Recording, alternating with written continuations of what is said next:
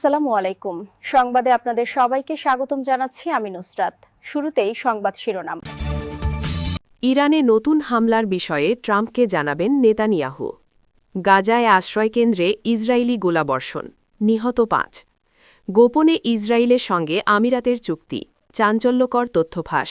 গাজায় দুর্ভিক্ষ নেই, তবে পরিস্থিতি সংকটাপন্ন বলে জাতিসংঘ। দর্শক, এতক্ষণ শুনছিলেন সংবাদ শিরোনাম। এখন বিস্তারিত। আপনি যদি ইসরায়েলের ধ্বংস চেয়ে থাকেন তাহলে চ্যানেলটি সাবস্ক্রাইব করে দিবেন এবং ভিডিওতে লাইক করে আপনার মূল্যবান মতামত কমেন্টে লিখে জানিয়ে দিবেন। এখন বিস্তারিত। ইরান তাদের ব্যালিস্টিক ক্ষেপণাস্ত্র কর্মসূচির উৎপাদন বাড়াচ্ছে এ নিয়ে গভীর উদ্বেগ প্রকাশ করেছে ইসরায়েল। এই পরিস্থিতিতে ইরানের সম্ভাব্য নতুন সামরিক হামলার বিষয়টি যুক্তরাষ্ট্রের প্রেসিডেন্ট ডোনাল্ড ট্রাম্পকে জানানোর পরিকল্পনা করছেন ইসরায়েলের প্রধানমন্ত্রী বেনিয়ামিন নেতানিয়াহু।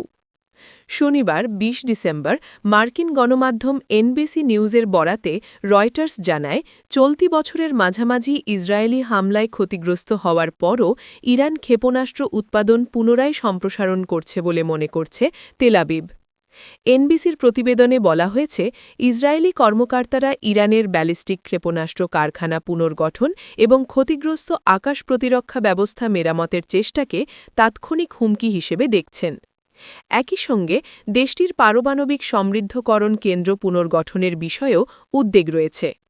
সূত্রগুলো জানায়, ২৯ ডিসেম্বর ফ্লোরিডার মার-এ-লাগোতে ট্রাম্পের সঙ্গে বৈঠকে এসব উদ্বেগ তুলে ধরতে পারেন নেতানিয়াহু। তিনি ট্রাম্পকে বোঝাতে চাইবেন, ইরানের ক্ষেপণাস্ত্র কর্মসূচির সম্প্রসারণ শুধু ইসরায়েলের জন্য নয়, মধ্যপ্রাচ্যে যুক্তরাষ্ট্রের স্বার্থের জন্যেও ঝুঁকিপূর্ণ। এ প্রেক্ষাপটে ইরানের বিরুদ্ধে নতুন কোনো সামরিক পদক্ষেপ নেওয়া হলে যুক্তরাষ্ট্রের অংশগ্রহণ বা সহযোগী। গাজা সিটির তুফা এলাকায় একটি স্কুলভিত্তিক আশ্রয়কেন্দ্রে ইসরায়েলি গোলাবর্ষণে ৫ জন নিহত হয়েছেন বলে জানিয়েছে গাজার সিভিল ডিফেন্স। তবে ইসরায়েলি সেনাবাহিনী দাবি করেছে, তারা সন্দেহজনক ব্যক্তিদের লক্ষ্য করে গুলি চালিয়েছে। গাজার সিভিল ডিফেন্স সংস্থার মুখপাত্র মাহমুদ বাসাল বার্তা সংস্থা এএফপিকে বলেন, গাজা মার্টায়ার স্কুলে অবস্থিত আশ্রয়কেন্দ্রে ইসরায়েলি গোলাবর্ষণের ফলে ৫ জনের লাশ উদ্ধার করা হয়েছে। আশ্রয়কেন্দ্রটি গাজা সিটির পূর্বাঞ্চলের তুফা এলাকায় অবস্থিত। এ ঘটনার বিষয়ে জানতে চাইলে ইসরায়েলি সেনাবাহিনী জানায়, উত্তর গাজা উপত্যকার তথাকথিত ইয়েলো লাইনের পশ্চিমে কমান্ড কাঠামোর কাছে কয়েকজন সন্দেহজনক ব্যক্তি শনাক্ত করা হয়। সেনাবাহিনীর বিবৃতিতে বলা হয়, শনাক্ত করার কিছুক্ষণ পরই সেনারা হুমকি দূর করতে ওই ব্যক্তিদের লক্ষ্য করে গুলি চালায়। ইসরায়েলি সেনাবাহিনী আরও জানায়, তারা ওই এলাকায় হতাহতের দাবির বিষয়ে অবগত এবং বিষয়টি পর্যালোচনা করা হচ্ছে। বিবৃতিতে বলা হয়, অসংশ্লিষ্ট ব্যক্তিদের ক্ষতির জন্য আমরা দুঃখ প্রকাশ করছি এবং যতটা সম্ভব ক্ষতি কমাতে কাজ করি। যুক্তরাষ্ট্রের মধ্যস্থতায় ইসরায়েল ও হামাসের মধ্যে গাজায় যে যুদ্ধবিরতি কার্যকর হয়েছে তার আওতায় ইসরায়েলি বাহিনী ইয়েলো লাইনের পূর্বে অবস্থান নিয়েছে। তবে অক্টোবর থেকে কার্যকর এই যুদ্ধবিরতি নাজুক অবস্থায় রয়েছে। উভয় পক্ষই একে অপরের বিরুদ্ধে লঙ্ঘনের অভিযোগ তুলছে, আর মধ্যস্থতাকারীরা আশঙ্কা করছেন, ইসরায়েল ও হামাস উভয়ই প্রক্রিয়াটি বিলম্বিত করছে। ইসরায়েলের কুখ্যাত অস্ত্র নির্মাতা প্রতিষ্ঠান এলবিট সিস্টেমসের সঙ্গে প্রায় $2.3 বিলিয়ন অস্ত্র চুক্তি স্বাক্ষর করেছে সংযুক্ত আরব আমিরাত বা ইউএই। ফরাসি অনুসন্ধানী গণমাধ্যম ইন্টেলিজেন্স অনলাইন এ তথ্য প্রকাশ করেছে। খবর মিডল ইস্ট আইয়ের। প্রতিবেদনে জানানো হয়েছে, গত মাসে অস্ত্র বিক্রির ঘোষণা দিলেও ক্রেতা দেশের নাম গোপন রেখেছিল এলবিট সিস্টেমস। ইন্টেলিজেন্স অনলাইনের প্রতিবেদনে জানানো হয়, সেই ক্রেতা দেশটি সংযুক্ত আরব আমিরাত। এলবিট সিস্টেমস ইসরায়েলের অন্যতম শীর্ষ সামরিক প্রযুক্তি নির্মাতা প্রতিষ্ঠান। তারা উন্নতমানের ড্রোন প্রযুক্তি, বিমানভিত্তিক সেন্সর ও প্রতিরক্ষা ব্যবস্থা তৈরি করে। প্রতিবেদন অনুযায়ী ইউএই এলবিটের জে মিউজিক নামের অত্যাধুনিক বিমান সুরক্ষা ব্যবস্থা কিনেছে। এই প্রযুক্তি লেজার ভিত্তিক সিস্টেম ব্যবহার করে ভূমি থেকে নিক্ষিপ্ত ক্ষেপণাস্ত্রের সেন্সর অকার্যকর করতে সক্ষম। চুক্তির আওতায় এসব সিস্টেম ইউএই এর ভেতরেই উৎপাদন করা হবে, যা একটি যৌথ প্রকল্প হিসেবে বাস্তবায়িত হবে। জানা গেছে, এরই মধ্যে ইসরায়েলি সরকারের অনুমোদন পেয়েছে চুক্তিটি। ফরাসি গণমাধ্যমটি জানিয়েছে, চুক্তিটি বাস্তবায়নের সময় ধরা হয়েছে ৮ বছর। এটি ইসরায়েলের ইতিহাসে দ্বিতীয় বৃহত্তম অস্ত্র রপ্তানি চুক্তি। তবে প্রতিরক্ষা প্রযুক্তির সংবেদনশীলতার কারণে চুক্তির বহু তথ্য এখনও গোপন রাখা হয়েছে। মানবাধিকার সংগঠন অ্যামনেস্টি ইন্টারন্যাশনাল ও অক্সফ্যাম এই চুক্তির তীব্র সমালোচনা করেছে। তাদের আশঙ্কা এ ধরনের অস্ত্র বিক্রি বেসামরিক জনগণের ক্ষতি এবং আন্তর্জাতিক আইন লঙ্ঘনে সহায়তা করতে পারে।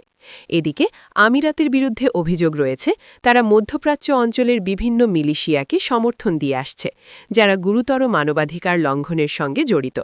এর মধ্যে সুদানের র্যাপিড সাপোর্ট ফোর্সেস অন্যতম। 2020 সালে তথাকথিত আব্রাহাম চুক্তির মাধ্যমে সম্পর্ক স্বাভাবিক হওয়ার পর থেকেই ইসরায়েলি প্রতিরক্ষা প্রতিষ্ঠানগুলো ইউএইতে সক্রিয়ভাবে কাজ করছে। এলবিট সিস্টেমস ও ইসরায়েল অ্যারোস্পেস ইন্ডাস্ট্রিজ ইতোমধ্যে আবুধাবিতে তাদের প্রতিনিধি কার্যালয় খুলেছে। পাশাপাশি ইউএই বিনিয়োগ করেছে ইসরায়েলি অ্যান্টি ড্রোন প্রযুক্তি নির্মাতা প্রতিষ্ঠান থার্ড আইটেও। গাজায় ইসরায়েলের গণহত্যামূলক যুদ্ধের পর ঘোষিত এক নড়বড়ে যুদ্ধবিরতির মধ্যেই এই চুক্তির খবর সামনে এলো। ওই যুদ্ধের কারণে আন্তর্জাতিক অঙ্গনে ইসরায়েল ক্রমেই একঘরে হয়ে পড়েছে। তবে তারা অস্ত্র বিক্রিতে অনেক ধাপ এগিয়েছে। সম্প্রতি জার্মানির কাছে $3.5 বিলিয়ন অ্যারো 3 ক্ষেপণাস্ত্র প্রতিরক্ষা ব্যবস্থা এবং রোমানিয়ার কাছে $2.2 বিলিয়ন স্পাইডার আকাশ প্রতিরক্ষা ব্যবস্থা বিক্রি করেছে দেশটি। এবার একটি মুসলিম সংখ্যাগরিষ্ঠ দেশ কিনছে ইসরায়েলের বড় অস্ত্র। ইসরায়েলের বর্বরতায় স্থবির হয়ে পড়া গাজা অঞ্চলে দুর্ভিক্ষ কেটে গেছে বলে জানিয়েছে বৈশ্বিক খাদ্য সংকট পর্যবেক্ষণ সংস্থা integrated food security phase classification বা আইপিসি। তবে সামনে আরও বাজে পরিস্থিতি আসন্ন ভেবে শঙ্কা দেখছেন জাতিসংঘ মহাসচিব অ্যান্টোনিও গুতেরেস। শুক্রবার 19 ডিসেম্বর প্রকাশিত এক প্রতিবেদনে সংস্থাটি জানায়, যুদ্ধবিরতির পর মানবিক ও বাণিজ্যিক খাদ্য সরবরাহ কিছুটা বাড়ায় পরিস্থিতি অনেকটা উন্নতি হয়েছে। তবে আইপিসি সতর্ক করে বলেছে, যদিও দুর্ভিক্ষ আপাতত কাটিয়ে ওঠা গেছে, তবুও গাজার পরিস্থিতি এখনও অত্যন্ত সংকটপূর্ণ। সংস্থাটি জানিয়েছে, সবচেয়ে খারাপ পরিস্থিতিতে যদি আবার যুদ্ধ শুরু হয় এবং মানবিক ও বাণিজ্যিক সরবরাহ বন্ধ হয়, তাহলে 2026 সালের এপ্রিলের মাঝামাঝি পর্যন্ত পুরো গাজা উপত্যকা পুনরায় দুর্ভিক্ষের ঝুঁকিতে পড়তে পারে। 4 মাস আগে সংস্থাটি জানিয়েছিল, গাজার প্রায় 5,14,000 মানুষ, অর্থাৎ মোট জনসংখ্যার প্রায় 1/4 দুর্ভিক্ষ পরিস্থিতির মধ্যে। সেই সময়ের সেই মূল্যায়ন ইসরায়েল প্রত্যাখ্যান করেছিল। গাজায় দুর্ভিক্ষ কেটে যাওয়ার কথা জানিয়ে জাতিসংঘ মহাসচিব অ্যান্টোনিও গুতেরেস বলেছেন, দুর্ভিক্ষের আশঙ্কা আপাতত নেই, তবে পরিস্থিতির উন্নতি ভীষণভাবে অনিশ্চিত। তিনি বলেন, এখন অনেক বেশি মানুষ ন্যূনতম খাদ্য পাচ্ছে না, চাহিদা অনুযায়ী সরবরাহ আসছে না। তবে আগেরবারের মতো এবারও এই প্রতিবেদন প্রত্যাখ্যান করেছে ইসরায়েল। ইসরায়েলি সামরিক বাহিনীর অধীনস্থ সহায়তা সমন্বয়কারী সংস্থা কোগ্যাট দাবি করেছে, যুদ্ধবিরতি শুরুর পর থেকে প্রতিদিন 600 থেকে 800টি ট্রাক গাজায় প্রবেশ করছে। এর প্রায় 70% খাদ্যপণ্য। তবে হামাস এই দাবিকে অস্বীকার করে জানিয়েছে, প্রতিদিন 600 ট্রাক গাজায় প্রবেশ করছে এই তথ্য সঠিক নয়। বাস্তবে এর চেয়ে অনেক কম সহায়তা পৌঁছচ্ছে। শুক্রবার আইপিসির প্রতিবেদন প্রত্যাখ্যান করে কোগ্যাট অভিযোগ করে, সংস্থাটি ভূমির বাস্তব চিত্র ভুলভাবে উপস্থাপন করেছে।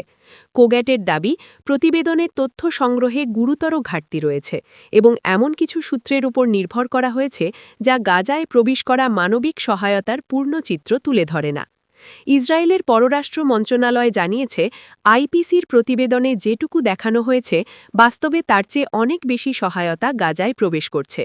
মন্ত্রণালয়ের দাবি, চলতি বছরের জুলাইয়ের পর থেকে গাজায় খাদ্যপণ্যের দামও উল্লেখযোগ্যভাবে কমেছে। তবে আন্তর্জাতিক ত্রাণ সংস্থাগুলো বারবার বলছে, গাজার মতো ছোট ও জনবহুল এলাকায় প্রয়োজনের তুলনায় এখনও পর্যাপ্ত সহায়তা ঢুকছে না। তাদের অভিযোগ, ইসরায়েল প্রয়োজনীয় অনেক সামগ্রী গাজায় প্রবেশে বাধা দিচ্ছে। তবে ইসরায়েলের পক্ষ থেকে বলা হচ্ছে, খাদ্যের কোনো ঘাটতি নেই। দখলদার দেশটির দাবি, সমস্যা মূলত খাদ্য বিতরণে অব্যবস্থাপনা। আপনি যদি আমাদের চ্যানেলে নতুন হয়ে থাকেন, তাহলে চ্যানেলটি সাবস্ক্রাইব করে দিন।